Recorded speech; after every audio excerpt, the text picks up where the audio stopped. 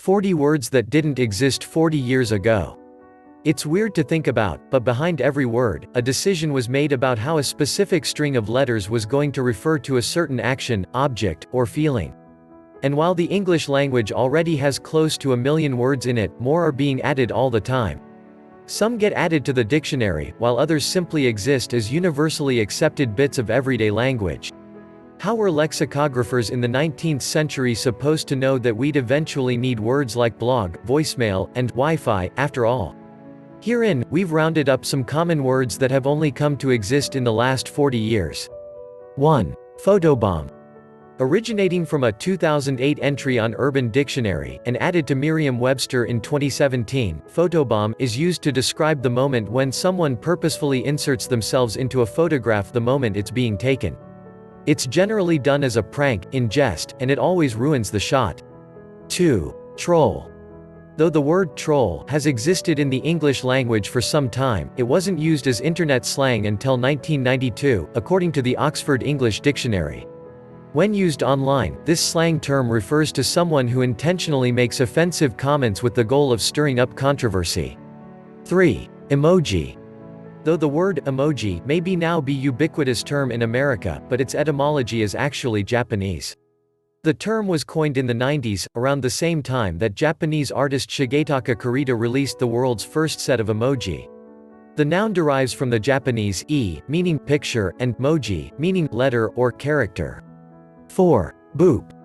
The word pops up a lot on photos of beloved pets, as it describes the noise that, well, everyone makes when they briefly touch the nose of something adorable. It wasn't until the subreddit r/boop was created in 2009 that it became commonly known, though the earliest example of it seems to be a 1992 Simpsons episode in which Bart places a stamp on baby Lisa's nose before mailing her away. Boop. 5. Booyah. The first known use of the word booyah, or, less commonly, booyah or booyah, was in 1990.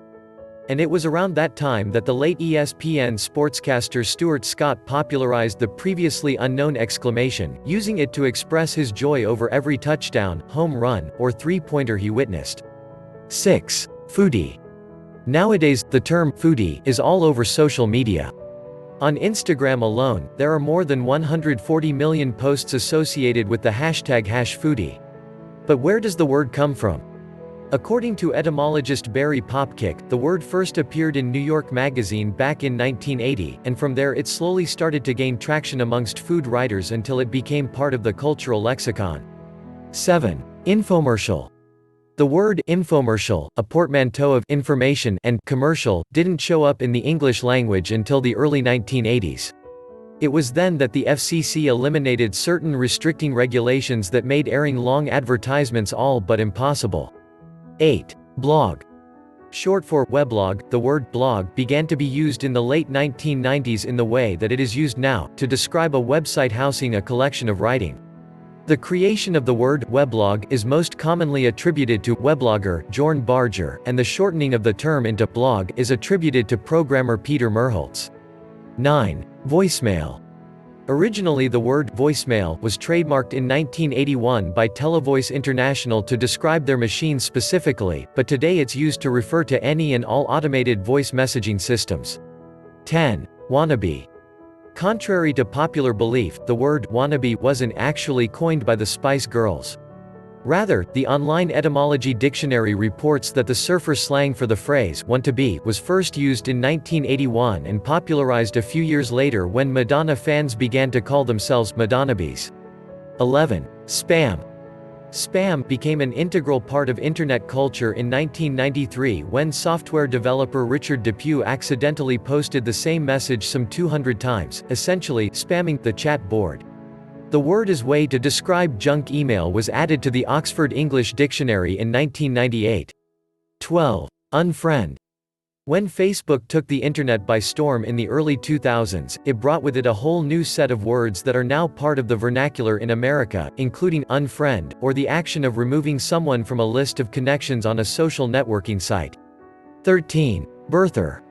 During the beginning of Barack Obama's presidency, the debate over whether or not he was born in the U.S. was the subject of countless headlines, so much, in fact, that the term birther was given to people who believed it.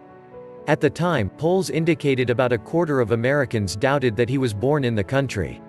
After releasing his long-form, certified birth certificate in April 2011, a Gallup poll from May of that year found that just 13% of Americans doubted his birthplace. 14. Wi-Fi. The abbreviation is sometimes incorrectly interpreted as a shortening of wireless fidelity, but according to Oxford dictionaries, it stands for wireless plus an apparently arbitrary second element. 15. Emo. Short for emotional, this word from the 1980s is used primarily in the music scene to define a subset of punk music characterized by introspective or personal lyrics. In other instances, emo is also used as an adjective to describe the people who listen to this type of music, who are generally defined by alternative clothes and hairstyles. 16. Bingeable. By now, everyone knows what bingeable means. If you don't, you should probably become better acquainted with your Netflix account, ASAP. Surprisingly, the word wasn't added to Merriam-Webster until 2018. It means, having multiple episodes or parts that can be watched in rapid succession. 17. Cougar. Yes, cougar has been a real word for centuries. After all, cougars, as in the jungle cat, have been around for ages. But it's only been used to describe an older woman who likes to date younger men in recent years. According to The Star, cougar first appeared in 1999, on a now-defunct Canadian dating website called cougarsdate.com. 18. Adulting. If you're a youngster who's having trouble figuring out the ways of the world, how to file your taxes, how to pay your credit card bill, how to know what to do with your 401k, then you're having trouble adulting. Popular with millennials, this word was nominated as a candidate for Word of the Year in 2016 by Oxford Dictionaries. 19. Stan. Eminem fans already know precisely where this word comes from.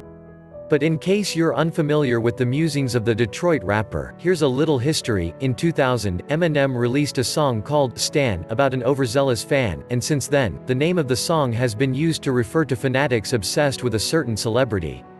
You might see people use the word as a verb, I stan that celebrity, or as a noun, she's a huge Taylor Swift stan. Either way, the meaning is essentially the same. 20. Jorts. Widely considered to be one of the ugliest inventions of all time, jorts, popular icons of the 80s, are denim shorts mostly worn by NASCAR aficionados, sick, and men over 40, according to Urban Dictionary.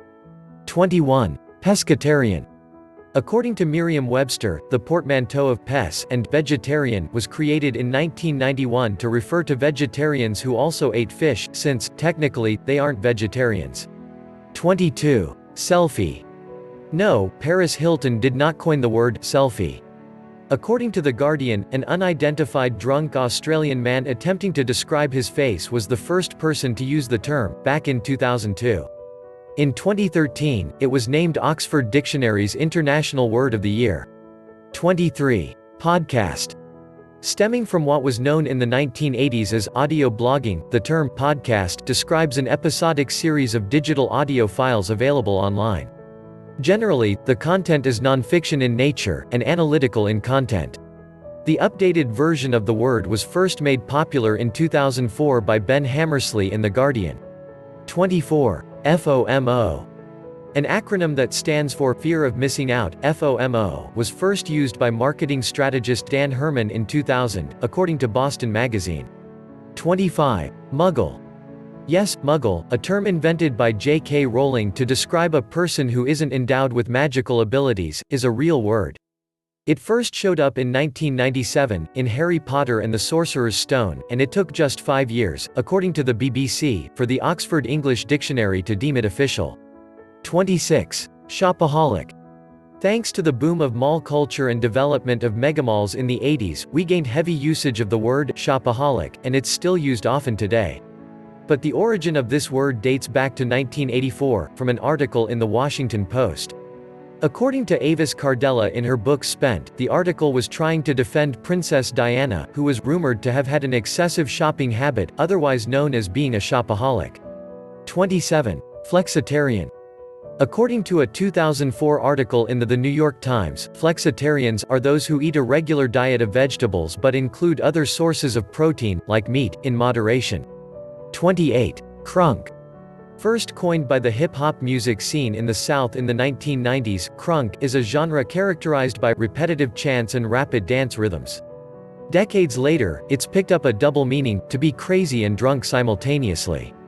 29. Bougie. A modern take on bourgeois, the word bougie means marked by a concern for wealth, possessions, and respectability, according to Merriam-Webster when they added it to the dictionary in 2018. 30. Props. Since the 1990s, props has meant nearly the same thing as respect, only it's used as a plural noun. One is not just given props. One must earn them. And no, one cannot get just a single prop. That's not a thing, at least in this use of the term. 31. Lit. While using the word lit as a slang term for drunk has been a thing for over 100 years, starting around 2004, the word has taken on a new meaning to describe something that is fun or exciting. 32. Upcycling. Reusing discarded items to create new ones, or upcycling, has become incredibly popular in the past few decades. This Marie Kondo-approved form of recycling was first coined by William McDonough and Michael Braungart in their 2002 book Cradle to Cradle: The Way We Make Things. 33. Showmance. If you're a fan of television, then it's likely that you've rooted for at least one showmance, or relationship between two members of the cast on a television series, a film, or a play. 34. Yas. Further emphasized by the number of A's that you insert into it, the word yas is used as a strong expression of excitement or approval. Yas is slight approval. Yas is intense approval. Yas is, well, honestly, probably overkill. 35. Turned. First gaining mass attention on Twitter in 2008, being turned means to be extremely excited, wild, and, drunk. It can refer to a singular person, a group of people, or even a particular environment, like a party or a bar. 36. Soos. Derived from its root word, suspect, soos is a term generally used to describe something shady or questionable. He only texts you after midnight? That's soos. 37. Trill. Coming from the combination of the words true and real, trill is used to describe someone who is considered to be authentic or genuine. 38. Dope. Back in the 19th century, dope was used as a noun for someone who might be, to put it politely, a bit slow on the uptake. Such usage quickly died out. But in 1981, according to the Merriam-Webster, it was revived as an adjective, meant to describe something positively excellent. 39. Malware. Malicious software has been around pretty much since computers were invented, however it wasn't until 1990 that the term malware was coined to describe various types of threatening computer code. 40. Inbox. The word inbox came to be in the 1950s in reference to a tray or basket used to house physical pieces of mail, but it wasn't until the age of the Internet that it was also used to refer to e-folders that house virtual mail. If you find this video interesting and useful, please share your thoughts in the comments and do not forget like this video and subscribe my channel to support us for continuation videos.